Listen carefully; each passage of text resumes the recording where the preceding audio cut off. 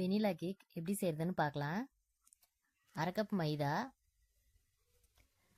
Baking powder அரை teaspoon, baking soda 1/4 teaspoon சேர்த்து இந்த மாவை நல்லா சலிச்சு எடுத்துக்கலாம். இதுதான் மாவு பேட்டருங்க. இதை சலிச்சு எடுத்துட்டு நல்லா மிக்ஸ் பண்ணிவிட்டு ஓரமாக எடுத்து வச்சிடலாம். அதுக்கப்புறமா ஈரமே இல்லாத ஒரு பவுல் எடுத்துக்கலாம். 2 முட்டையை உடச்சி ஊற்றிக்கிறேன். ஒரு பிஞ்சு சால்ட்டு, அரை டீஸ்பூன் வெனிலா எசன்ஸ் ஊற்றிக்கலாம். அப்போ தான் எக் ஸ்மெல் ரொம்ப வராது. இப்போது இது நல்லா கொஞ்சம் நுரைக்கிற மாதிரி பீட் பண்ணி எடுத்துக்கலாம். எடுத்த உடனே சீனி போடக்கூடாது, அதனால் கொஞ்சமாக பீட் பண்ணிக்கிறோம். ஃபஸ்ட்டு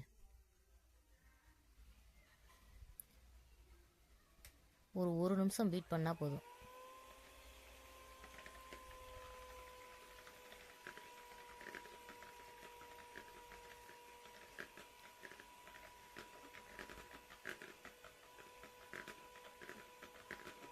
போதும், இந்த அளவுக்கு கொஞ்சம் நிறையா வந்துருக்கு பார்த்தீங்களா, இந்த அளவுக்கு போதும். இப்போது அரை கப் சுகரு கொஞ்சம் கொஞ்சமாக சேர்த்து இதையும் சேர்த்து பீட் பண்ணணும். நான் முழு சீனி தான் எடுத்திருக்கேன். உங்களுக்கு தேவைன்னா பவுடர் சுகர் நீங்கள் சேர்த்துக்கலாம்.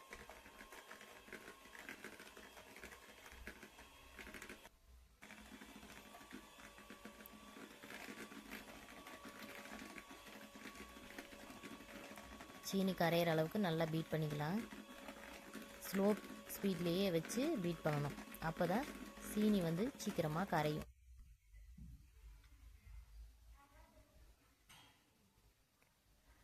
நம்ம அப்படி பிளெண்டர் வச்சு பீட் பண்ணும்போது அந்த பவுலையும் சுற்றி சுற்றி விட்டு பீட் பண்ணோன்னா சீக்கிரமாக பேட்டர் ரெடி ஆகும்.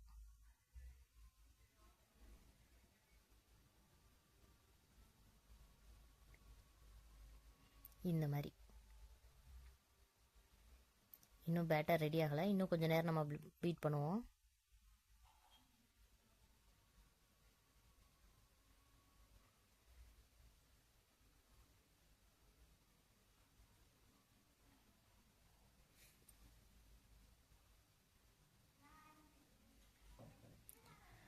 இப்போ பேட்டர் ரெடி ஆயிடுச்சு.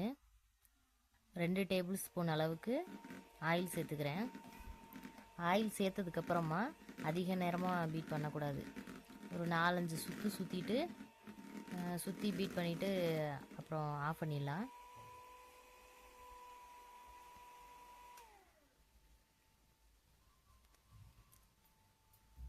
அதுக்கப்புறமா அந்த மாவை எடுத்து கொஞ்சம் கொஞ்சமாக சேர்த்து நம்ம மிக்ஸ் பண்ணணும். அதை கொஞ்சம் இந்த மாதிரி ஸ்பூனை வச்சு தூவி விட்டு நம்ம மிக்ஸ் பண்ணோன்னா ஒரே இடத்துல கட்டி தரலாமல் இருக்கும். இந்த மாதிரி மெதுவாக ஸ்லோவாக மிக்ஸ் பண்ணணும்.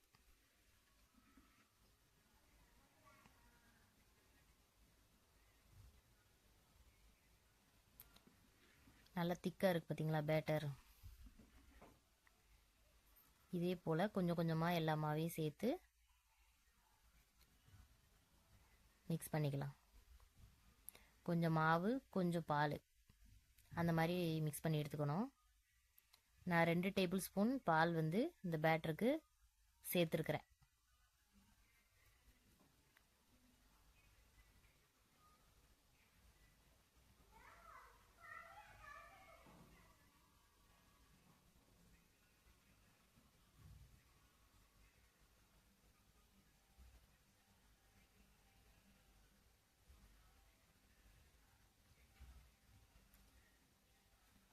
இருந்த எல்லா மாவும் மீதி இருந்த பாலையும் நான் சேர்த்து மிக்ஸ் பண்ணிக்கிறேன்.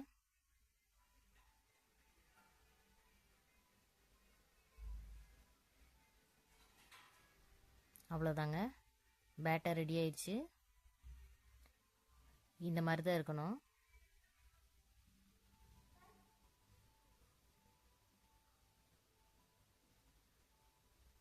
நல்லா திக்காக புதுன்னு இருக்குது பார்த்தீங்களா. இப்போது இதை 6 இன்ச்சு உள்ள பேனில் மாற்றி எடுத்துக்கிறேன். இதில் 3/4 கிலோ அளவுக்கு வேகக்கூடிய ஒரு பேன் தான். நான் இதிலேயே சேர்த்து பேக் பண்ணி எடுத்துக்கிறேன். ஓடிஜியில் 180 டிகிரி செல்சியஸில் 20 நிமிஷம் நான் பேக் பண்ணி எடுத்தேன். பாருங்கள் பேட்டர் எவ்வளோ பர்ஃபெக்டாக வந்திருக்குன்னு. எந்த ஒரு கிராக்குமே இல்லாமல் கரெக்டாக வந்திருந்தது. இதை ஃபுல்லாக ஆற வச்சுட்டு அதுக்கப்புறமா வந்து டீமோல்ட் பண்ணி எடுக்கணும். இல்லைனா கேக் வந்து பிஞ்சு போகிறதுக்கு சான்ஸ் இருக்குது. அதனால தான். இப்போ பாருங்கள் கேக்கு பர்ஃபெக்டாக வந்திருக்குது. நல்லா பஞ்சு போல் இருக்குது பாருங்கள்.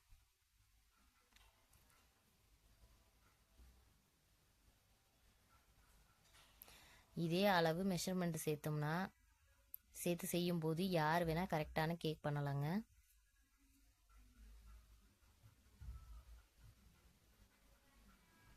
இப்போ இதை லேயர் போட்டு காமிக்கிறேன் பாருங்கள். எவ்வளோ சாஃப்டாக இருக்குது பாருங்கள். அழகு போல் வந்திருக்குது. இந்த ரெசிபி உங்களுக்கு பிடிச்சிருந்துச்சுன்னா என் சேனலுக்கு சப்போர்ட் பண்ணுங்கள்.